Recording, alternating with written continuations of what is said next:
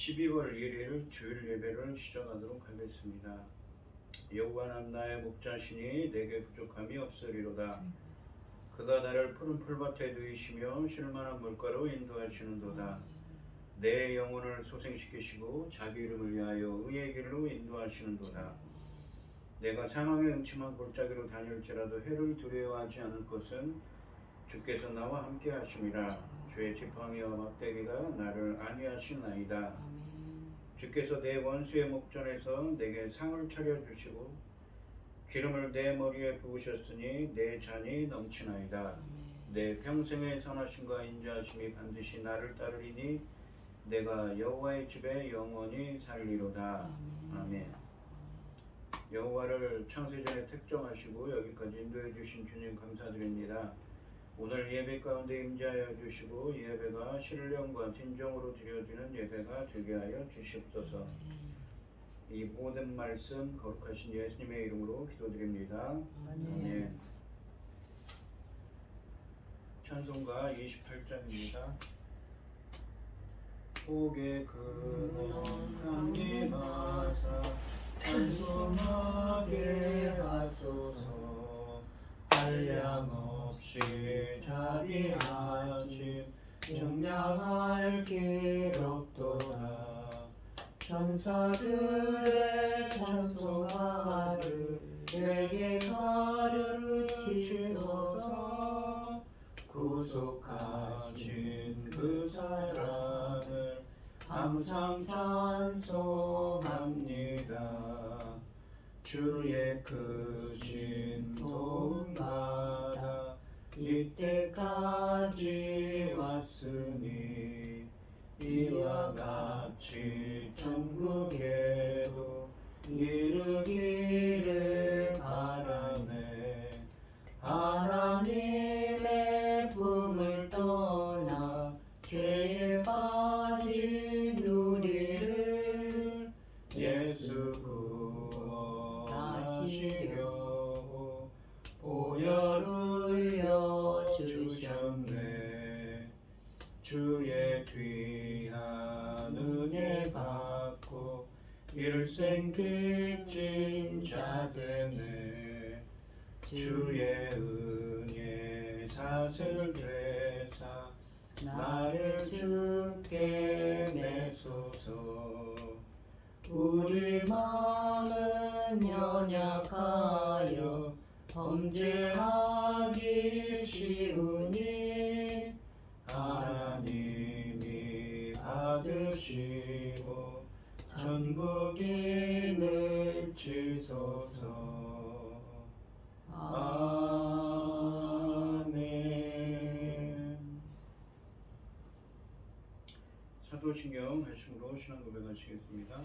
전능하사 천지를 만드신 하나님 아버지를 내가 믿사오며 그 외아들 우리 주 예수 그리스도를 믿사오니 이는 성령으로 잉태하사 동정녀 마리아에게 나시고 본디오 빌라도에게 고난을 받으사 십자가에 못 박혀 죽으시고 장사한 지 사흘 만에 죽은 자 가운데서 다시 살아나시며 하늘에 오르사 전능하신 하나님 우편에 앉아 계시다가 저리로서 산자와 죽은 자를 심판하러 오시리라. 성령을 믿사오며 거룩한 공예와 성도가 서로 교통하는 것과 죄를 사하여 주시는 것과 몸이 다시 사는 것과 영원히 사는 것을 믿사옵나이다. 아멘. 교동문 52번입니다. 청년이 무엇으로 그의 행실을 깨끗하게 하리이까? 주의 말씀만 지킬 따름이니이다. 내가 전심으로 주를 찾아싸우니 주의 계명에서 떠나지 말게 하소서. 내가 주께 범죄하지 아니하려 하여 주의 말씀을 내 마음에 두었나이다. 찬송을 받으실 주 여호와여, 주의 율례들을 내게 가르치소서. 내가 주의 법도들을 작은 소리로 읊조리며 주의 길들에 주의하여 주의 율례들을 즐거워하며 주의 말씀을 잊지 아니하리이다. 주의 법이 나의 즐거움이 되지 아니하였다면 내가 내 고난 중에 멸망하였으리이다. 내가 주의 법도들을 영원히 잊지 아니하오니 주께서 이것들 때문에 나를 살게 하심이니이다. 나는 주의 것이오니 나를 구원하소서. 내가 주의 법도들만을 찾았나이다. 악인들이 나를 멸하려고 엿보으나 나는 주의 증거들만을 생각하겠나이다. 내가 보니 모든 완전한 것이 다 끝이 있어도 주의 계명들은 심히 넓으니이다. 내가 주의 주의 법을 법을 어찌 그리 사랑하는지요. 내가 그것을 종일 작은 소리로 읊조리나이다. 아멘. 찬송가 303장입니다.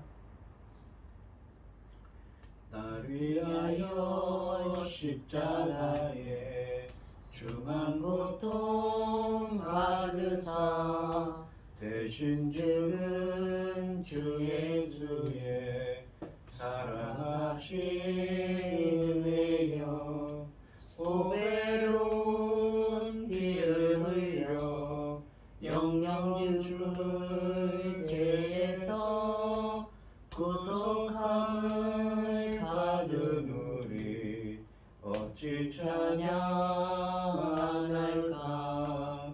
예수 안에 있는 우리 한량없이 즐겁고 주 성령의 위로함이 마음속에 차도다. 천국 음악 소리 같은 은혜로운 그 말씀 끊임없이 듣는 우리 어찌 찬양할까. 이 세상의 모진 풍파 쉬지 않고 불어도 주님 안에 보호받는 우리 마음 변하다. 늘 깨어서 기도하고 저 천국을 바라며 주님만을 기다리니 어찌 찬양할까. 아멘. 기도하겠습니다.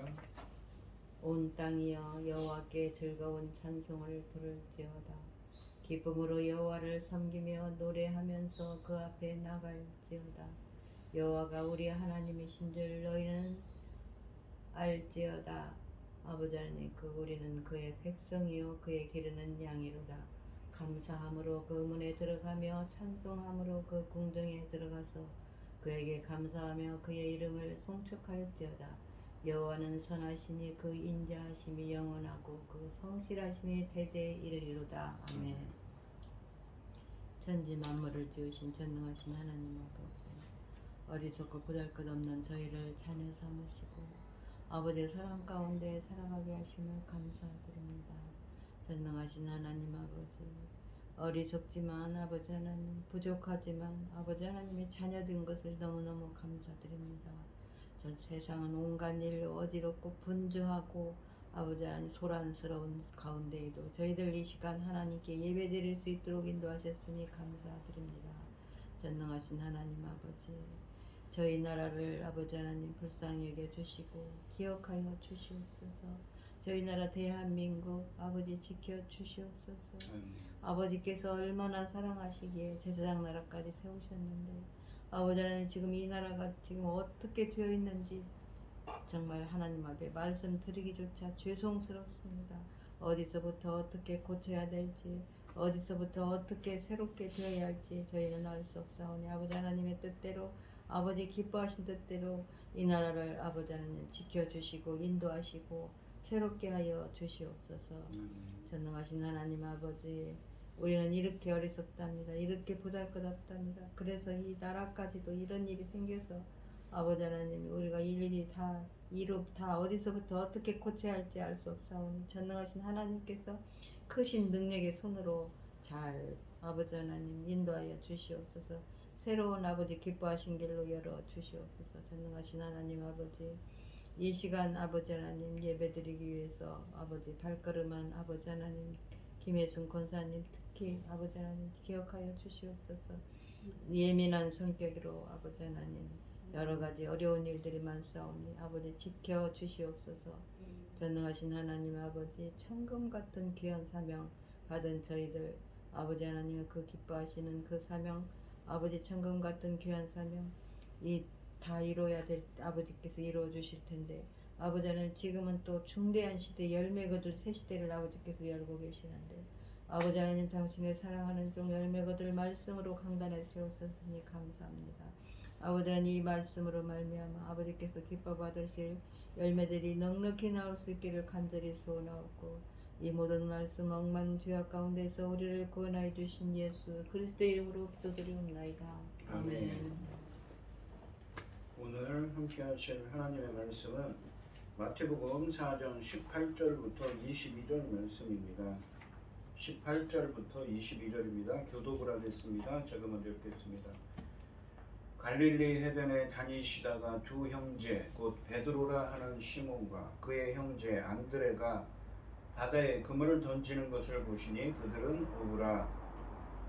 말씀하시되 나를 따라오라 내가 너희를 사람을 낚는 어부가 되게 하리라 하시니 그들이 곧 그들을 버려두고 그물을 버려두고 예수를 따르니라.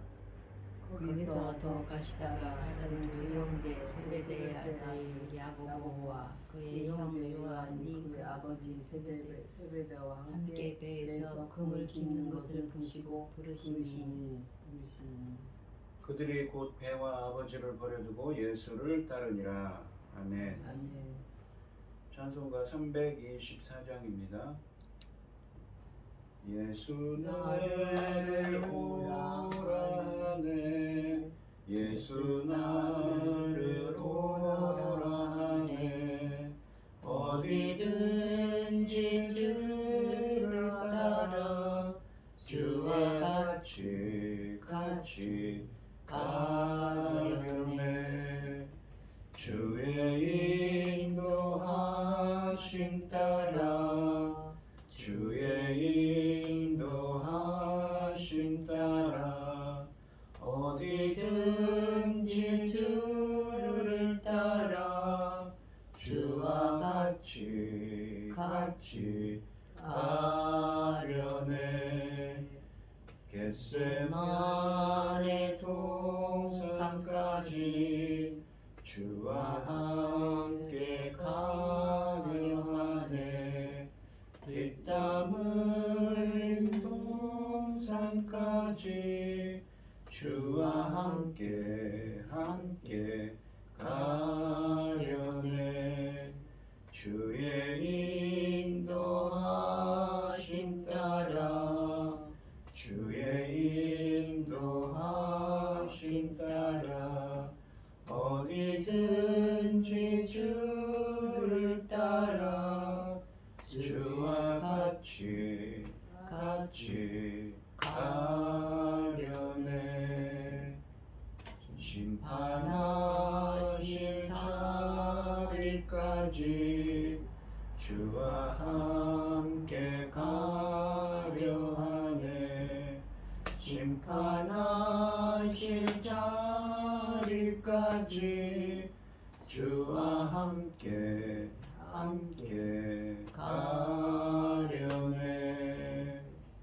주의 인도하심 따라 주의 인도하심 따라 어디든지 주를 따라 주와 같이 가려네 주가 크신 은혜 내려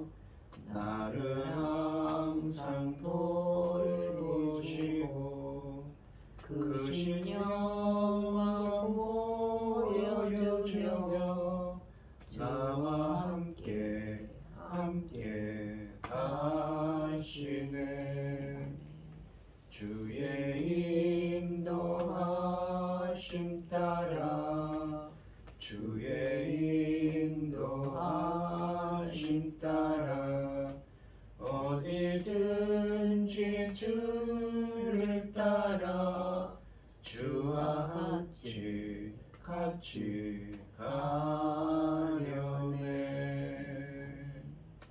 아멘. 오늘 본문 말씀의 제목은 나를 따르라입니다. 예수님은 갈릴리를 중심으로 사역을 시작하십니다. 먼저 갈릴리 어부들을 제자로 부르셨는데 그들은 즉시 예수님의 부르심을 듣고 예수님을 따랐습니다. 이 18절 말씀해 보시면 갈릴리 해변에 다니시다가 두 형제 곧 베드로라 하는 시몬과 그의 형제 안드레가 바다에 그물을 던지는 것을 보시니 그들은 어부라라고 하십니다. 예수님은 갈릴리 바닷가를, 그러니까 이 본문에 보시면 갈릴리 바닷가 해변이라고 되어 있지만 사실은 갈릴리 호수입니다. 그런데 유대인들은 이 갈릴리를 갈릴리 바닷가라고 불렀습니다. 이 갈릴리 바닷가를 걷고 계셨습니다. 예수님께서 가장 먼저 보신 대상은 시몬 베드로와 안드레 형제입니다. 예수님께서는 낯선 사람들을 대하듯이 시몬 베드로와 안드레에게 다가가지 않으셨습니다. 왜냐하면 이 요한복음 1장 35절로 41절 말씀에서 예수님은 두 형제를 만난 적이 있습니다. 안드레는 세례 요한의 제자였는데 예수님의 어린 양을 소개받았을 때 돌이켜 예수님을 따랐습니다. 그리고 안드레는 그의 형 시몬을 예수님께 데려와서 소개한 사람입니다. 시몬 베드로를 만나셨을 때 예수님께서는 네가 요한의 아들 시몬이냐? 장차 게바라 하리라. 게바는 번역하면 베드로라 라고 말씀하셨습니다. 이 사람들은 예수님이 누구신지 이해했고 믿고 있었던 사람입니다. 이 시몬 베드로에서 시몬이라는 표현은 히브리식 발음인데 히브리식 발음인 시므온을 헬라식으로 바꾼 것입니다. 안드레는 헬라식 이름입니다. 당시에 시몬은 아주 흔한 이름이었기 때문에 베드로라는 별칭은 다른 시몬들과 시몬 베드로를 구분하는 역할을 했습니다. 이 마태복음 10장 2절 말씀에서는 베드로를 제자 공동체의 첫 번째 자리, 가장 높은 제자, 수제자의 자리에 두고 이 신약성경에서 예수님의 말씀에서 핵심적인 역할을 한 제자로 묘사하고 있습니다. 예수님께서는 그들의 삶을 영원히 변화시키기 위해 그 바닷가에 나타나셨습니다. 시몬 베드로는 동생 안드레와 함께 그물을 던지고 있었습니다. 베드로와 안드레가 사용한 그물은 끝에 돌이 달려있는 것으로 어부는 이런 그물을 던져서 물고기를 당시에 잡았다고 합니다. 그물을 쳐놓고 물고기를 가두는 방식이 아니라 어부는 그물을 던지고 나서 돌이 달린 쪽에 연결된 줄을 재빨리 당겨서 물고기를 가두어서 잡는 방식입니다. 이것은 배 안에서 할 수 있지만 물가에서도 사용할 수 있는 방식이었습니다. 그들이 그물을 던지고 있었던 것은 그들의 직업이 어부였기 때문입니다. 예수님의 부름을 받을 당시 베드로와 안드레는 갈릴리 바다에서 이 생선을 잡고 있었던 것입니다. 본문의 이러한 말씀은 예수님께서 그들을 부르실 때 그들이 일터에 있었다는 점을 부각시키고 있습니다. 흥미롭게도 뒤이어 나타나는 야고보와 요한인 제자들도 어업 관련 일을 하고 있을 때 부름을 받았습니다. 얼마 후에 마태도 세리로서 세관에 앉아 있을 때 예수님께 부름을 받았습니다. 엘리야 선지자가 엘리사 선지자를 부를 때도 항상 왕상 열왕기상 19장 19절 말씀해 보시면 엘리사가 이 밭에서 밭을 갈고 있을 때 부름을 받았습니다. 이 마태복음 4장 16절 말씀처럼 갈릴리의 큰 빛으로 오신 예수님은 맨 먼저 갈릴리 바다에서 고기를 잡던 어부들을 첫 번째 제자들로 부르셨습니다. 갈릴리 바다를 생업의 장소로 삼던 제자들은 흑암에 비춰진 빛을 경험한 첫 번째 사람들이라고 할 수가 있습니다. 하늘나라를 선포한 이후에 하늘나라를 구성하는 백성을 모으는 것은 자연스러운 과정입니다. 백성은 나라의 필수 요소이기 때문입니다. 예수님의 제자 공동체는 하늘나라와 새 백성일 뿐만 아니라 하늘나라의 백성을 모으는 사람들로 부름을 받았습니다. 19절 말씀을 보시면 말씀하시되 나를 따르라 내가 너희를 사람을 낳는 어부가 되게 하리라 하시니 라고 되어 있습니다. 주님께서 나를 따라오라 나를 따르라 라고 하시면서 내가 너희를 사람을 낳는 어부가 되게 하리라 라고 하십니다. 여기 보시면 사람을 낳는 어부라고 되어 있는데 헬라어 원문으로는 사람들의 어부입니다. 그리고 되게 하리라 라는 말은 헬라어로 포이에오 라는 말인데 이 말은 창조하다 혹은 만들다라는 의미입니다. 그래서 19절 말씀은 헬라어 원문으로 직역을 하면 그리고 그들에게 말씀하셨다. 나를 따르라. 그러면 너희를 사람들의 어부들로 만들겠다 입니다. 먼저 예수님은 베드로와 안드레에게 나를 따르라고 명령하셨습니다. 제자들이 예수님을 찾아온 것이 아닙니다. 예수님께서 삶의 현장을 찾아와서 어부들을 제자로 부르셨습니다. 예수님의 제자가 되는 데 있어서 주도권은 철저하게 예수님께 있는 것입니다. 제자들이 예수님을 선택하는 것이 아니라 예수님께서 제자들을 선택하시기 때문입니다. 1세기 당시에 이 랍비의 제자들은 율법에 충성하기 위해서 스스로 스승들을 자신의 스승이 될 만한 사람을 찾아갔지만 본문에서 예수님은 나를 따라오라고 명령하면서 자신을 배움의 목표로 삼도록 하셨습니다. 예수님의 제자가 배워야 할 대상은 당연히 예수님 자신인 것입니다. 예수님을 따른다는 것은 이 신약성경에서 제자도를 나타내는 중요한 용어입니다. 예수님 당시의 제자들은 문자 그대로 자기들의 선생을 두루 따라다니면서 본받았습니다. 예수님께서는 제자들에게 자신에게 충성하며 매일 헌신하고 자신이 하듯 다른 사람들을 섬길 것을 요구하셨습니다. 그리고 예수님은 자신을 따르라고 명령하면서 그들을 사람들을 낚는 어부들, 그러니까 원문으로는 사람들의 어부로 만들겠다고 약속하셨습니다. 예수님께서는 그들을 부르시면서 그들이 새로이 맡게 될 사명을 감당할 능력을 주시겠다고 말씀하신 것입니다. 또한 예수님께서는 제자들을 부르시면서 그들에게 맡겨질 새로운 사명을 그들의 생업인 고기 잡는 일에 비유하셨습니다. 그들은 예수님을 따르면서 여전히 어부 일을 계속할 것이지만 이번에는 고기를 잡는 어부가 아니라 사람을 낚는 어부, 사람들의 어부가 될 것이라는 것이었습니다. 바꿔 말하면 그들은 하늘 나라를 선포하는 일에 참여함으로써 그 메시지 귀를 기울이는 사람들을 그 나라로, 하늘 나라로 인도하는 책임이 부여되었다는 것입니다. 구약의 선지자들도 물고기를 잡는 이미지를 몇 군데에서 사용합니다. 예레미야서 16장 16절, 아모스서 4장 2절, 에스겔서 29장 3절부터 16절 말씀 등이 그렇습니다. 이러한 말씀들에서는 물고기를 잡는 것을 심판의 의미로 사용하였습니다. 이것은 마태복음 13장 47절 50절 말씀에서도 마찬가지입니다. 마태복음 13장 47절 50절에도 그물 이미지가 나오는데 이것은 마지막 날에 천사들이 사람들을 모으고 의인과 악인으로 분리시키는 장면이며 마지막 날에 분리를 강조하고 있는 본문입니다. 반면에 마태복음 9장 36절로 37절 말씀해 보시면 예수님은 무리를 보시고 불쌍히 여기셨고 무리를 회복시킬 일꾼들로 제자들을 부르시기 때문에 예수님의 제자들을 사람들을 낚는 업으로 만드시는 동기는 긍휼이며 그 목적은 회복과 구원이었습니다.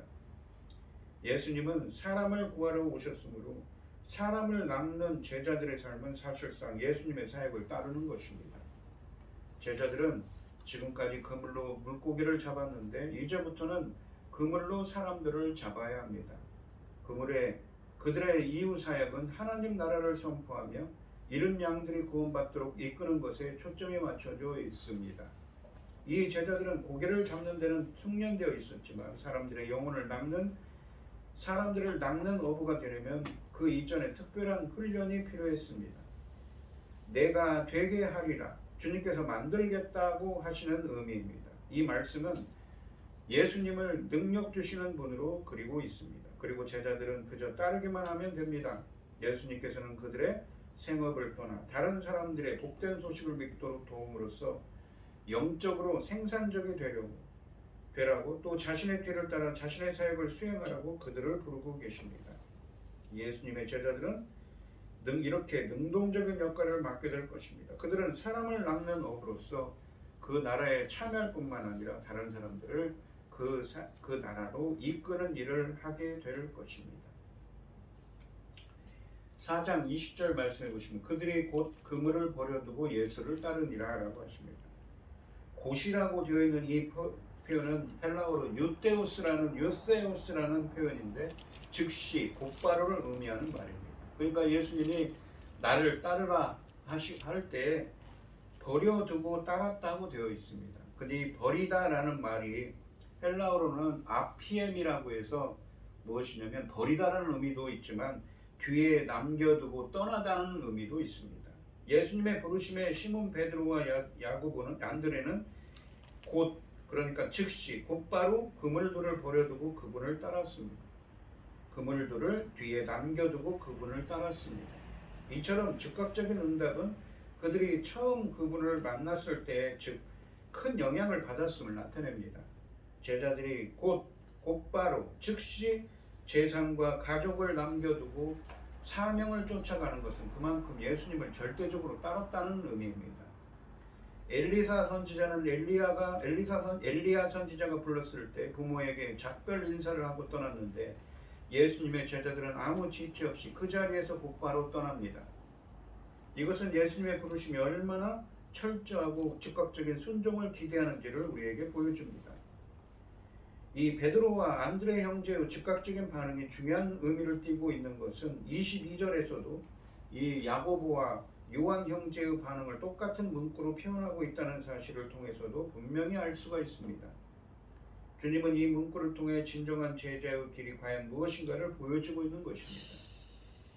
이것은 과거의 모든 선입관을 버리고 무조건적으로 일말의 주저도 없이 주님을 따라 나서는 것, 주님 말씀에 순종하는 것, 이전에 다 자신이 갖고 있던 생활 습관들, 자신이 주인 삼았던 것을 모두 내려놓고 주님 오직 한 분이신 주님을 따르고 주님의 뜻대로 사는 삶, 주님의 뜻을 따르는 삶으로 향하는 것입니다. 예수님께서 부르실 때 사람들은 이전의 계획과 목표들을 기꺼이 재조정해야 했으며 때로는 예수님을 따르기 위해 중요한 어떤 것을 남겨두어야 합니다. 예수님께서는 반쪽 헌신을 하는 그리스도인들을 흡족해하지 않으십니다. 전적인 순종을 하도록 주님께서는 요구하신 것이었고 거기에 제자들은 순종했던 것이지요. 21절 말씀해 보시면 거기서 더 가시다가 다른 두 형제 곧 세베대의 아들 야고보와 그의 형제 요한이 그의 아버지 세베대와 함께 배에서 금을 깁는 것을 보시고 부르시니라고 되어 있습니다. 이 야고보와 요한이 되어 있는 야고보는 야고보서를 쓴 야곱이고 또한 요한은 요한복음과 요한 열리삼서, 요한 계시록을 쓴 요한입니다. 요한의 당시 나이가 예수님보다 약간 나이가 적었다고 합니다. 그런데 이 요한은 그 당시에 몇 년까지 살았냐면 약 90세가 넘는 나이까지 살았다고 합니다. 그래서 살면서 맨 마지막에 요한복음을 지었고 또 반모섬에 80 몇 세에 되어서 반모섬에 갇히면서 요한계시록을 쓴 사람입니다. 예수님은 세베대의 아들 야고보와 요한을 제자로 부르셨습니다. 첫 번째 두 제자를 부르신 특징이 반복되고 있습니다. 본문은 사람을 낚는 업을 하는 사명을 언급했으므로 여기서는 그 내용을 생략하고 있습니다. 세베대의 아들 야고보는 사도행전 12장 13절에서 순교한 사도로서 마태복음에서는 두 번 더 언급됩니다. 요한은 갈라디아서 2장 9절 말씀에서 예루살렘 교회의 기둥들 중 하나로 여겨진 사도로서 마태복음에서 두 번 더 언급되는데 이 두 사람은 베드로와 함께 핵심적인 일을 한 제자들로서 사도 요한은 특히 최후까지 있었던 사도입니다. 세베대의 아내는 마가복음 16장 1절에 보시면 살로메이며 예수님의 일행이 예루살렘에 입성하기 직전에 두 아들의 자리를 부탁한 사람입니다. 야고보가 먼저 언급된 것을 보아 요한이 동생일 것입니다. 이들 역시 삶의 현장에서 열심히 일을 하던 중에 예수님을 만났던 것입니다. 22절 말씀을 보시면 그들이 곧 배와 아버지를 버려두고 예수를 따르니라 라고 되어 있습니다. 여기 보시면 곧이라고 되어 있는데 유세우스라고 해서 곧바로, 이 사람들도 곧바로 즉시 떠났고, 버려두고라는 말도 아피엠이라고 헬라어로 되어 있는데 이 버리다라는 의미도 있지만 뒤에 남겨두고 떠나다는 의미도 있습니다. leave behind죠. 뒤에 남겨두고 떠났습니다. 그리고 예수님을 따르는 예수님의 제자가 되었던 것이지요. 예수님의 명령을 들은 두 아들은 배와 부친을 버려두고 예수님을 따랐다고 되어 있습니다. 베드로와 안드레가 그물을 두고 떠났다면 요한 형제는 배와 아버지를 버렸다고 본문에 말씀하십니다. 그런데 20절과 22절 말씀에서 내 제자들이 그물들을 그리고 배와 자신들의 아버지를 버려두고 그분을 따랐다라는 표현을 그들이 재산을 모두 처분하고 가족관계를 완전히 끊어버렸다는 식으로 비약해서 이해하는 것은 적절하지 않습니다. 야고보와 요한은 아버지 혼자 일을 꾸려가도록 버려둔 것이 아니었습니다. 이 마가복음 1장 20절 말씀은 세베대가 이미 그를 도울 사람들을 고용했다고 기록하고 있습니다. 세베대는 매우 이해심이 많은 아버지였던 것 같습니다. 아마도 그 역시 예수님을 믿었을 것이고, 만일 더 젊을 때였다면 예수님을 직접 따라 나섰을 것입니다. 마태복음 8장 14절 말씀해 보시면 베드로는 여전히 집을 가지고 있었고, 마태복음 20장 20절 말씀해 보시면 세베대의 아들들은 어머니와의 관계를 지속적으로 유지하고 있었습니다. 또한 마태복음 15장에서는 예수님은 부모를 공경하라는 계명의 유효성을 인정하시기 때문에 이것을 버리다라고 해석해서는 안 되는 것이지요.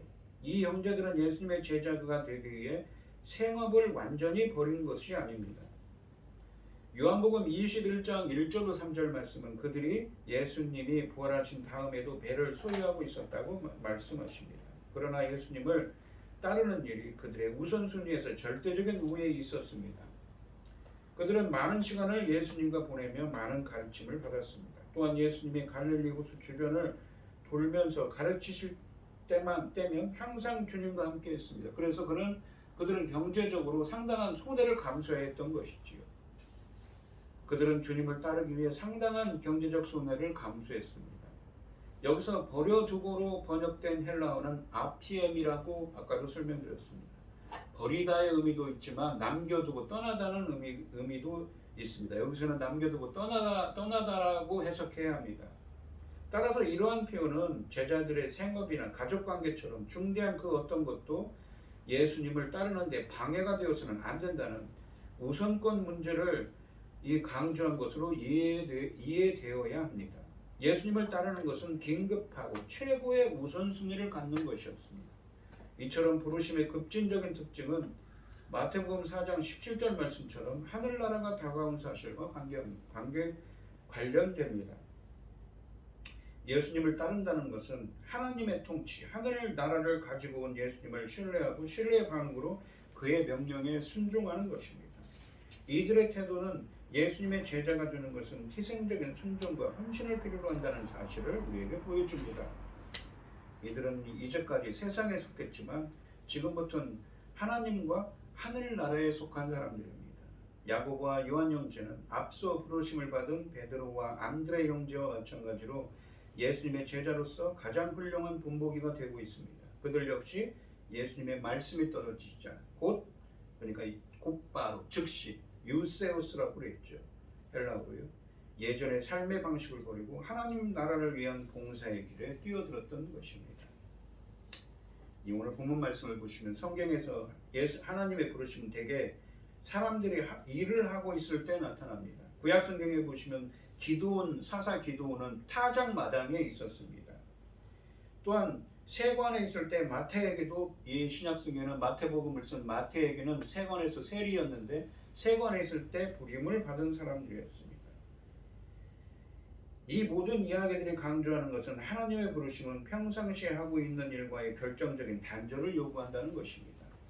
베드로, 안드레와 더불어 야고보와 그의 동생 요한은 예수님께서 함께 일하도록 부르신 첫 제자들입니다. 예수님의 부르심은 이 사람들에게 즉시 일어나 그들의 직업을 떠나도록 동기부여가 되었습니다. 그들은 지금은 적절한 때가 아니라며 양해를 구하지 않았습니다. 그들은 당장 떠났고 따랐습니다. 우리도 이런 과감한 결단이 오늘을 살고 있는 각 사람에게도 요구된다는 것을 우리는 모르고 있습니다. 우리는 우리의 섬김을 철저히 평가해야 합니다. 그리스도께서 요구하시는 바를 그래서 행해야 되는 것이지요.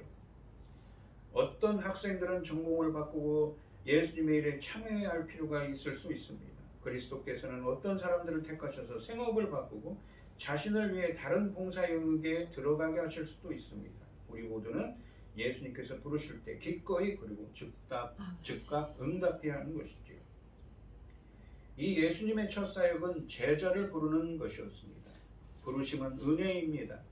부르심이 은혜였기에 그들의 버림, 그러니까 남겨두고 떠남이 가능했고, 그 버림, 남겨두고 떠남이 있었기에 따름이 가능했습니다. 우리도 자격이 있어서 부름을 받은 것이 아니기에 이제 내 뜻대로 살지 않고 부르신 주님의 뜻대로 살아야 합니다.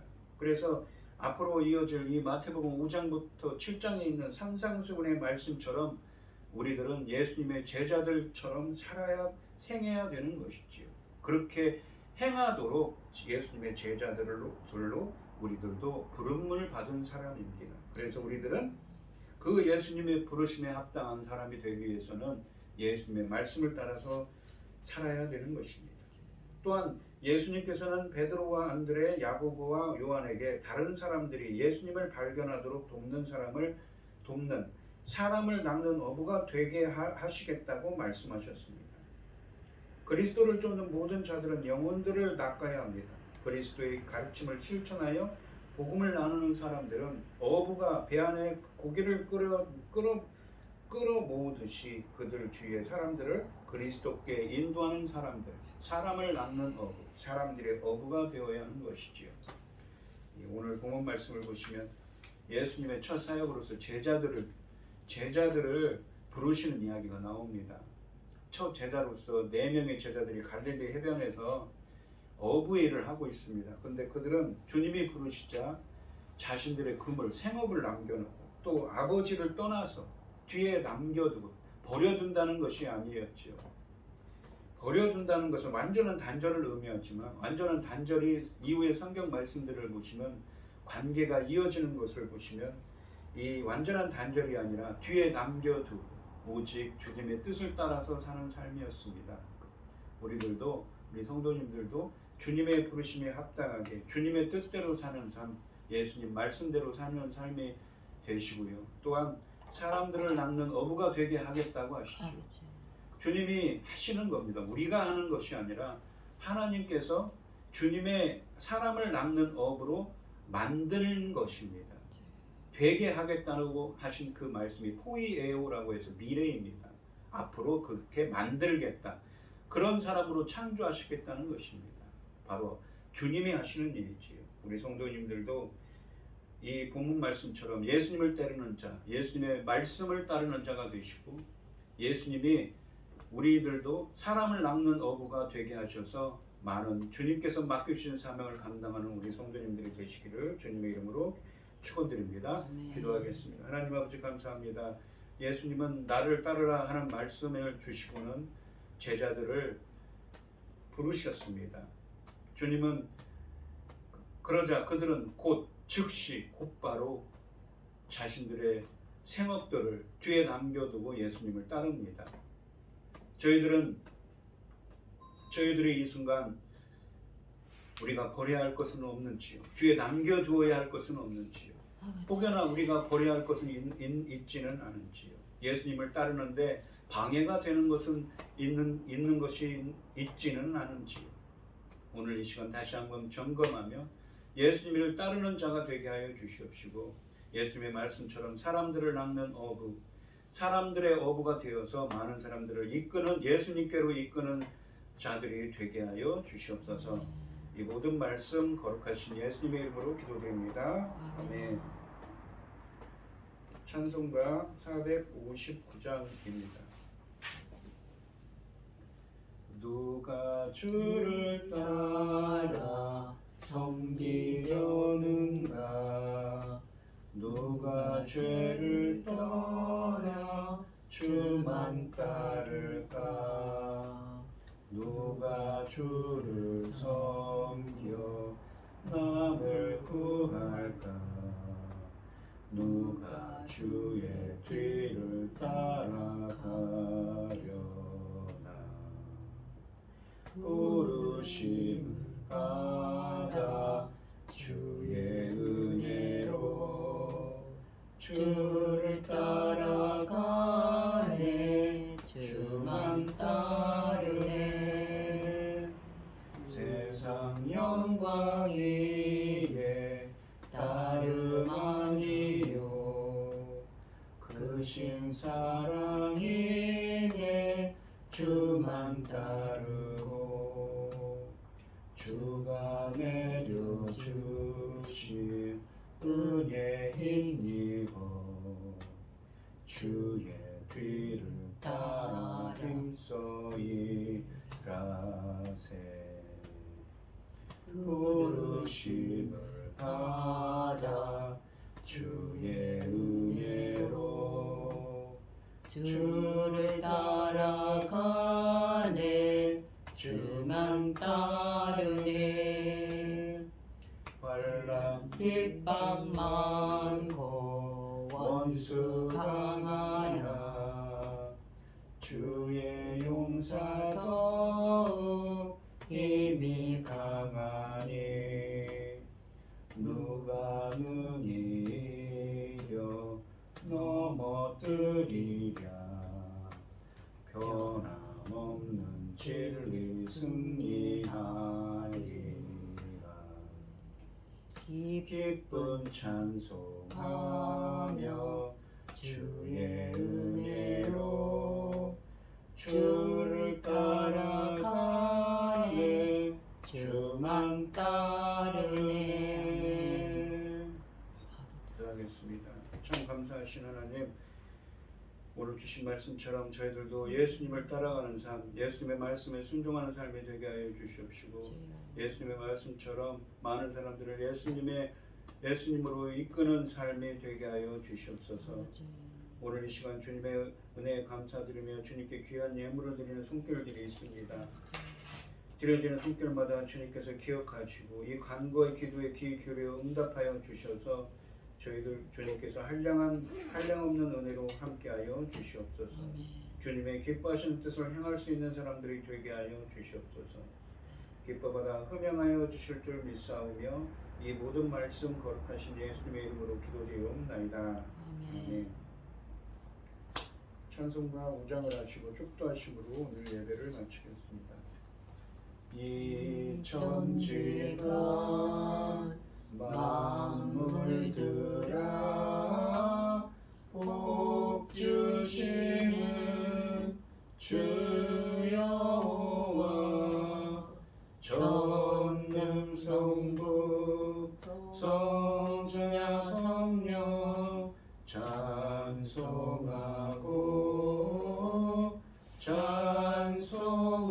찬송하세. 아멘.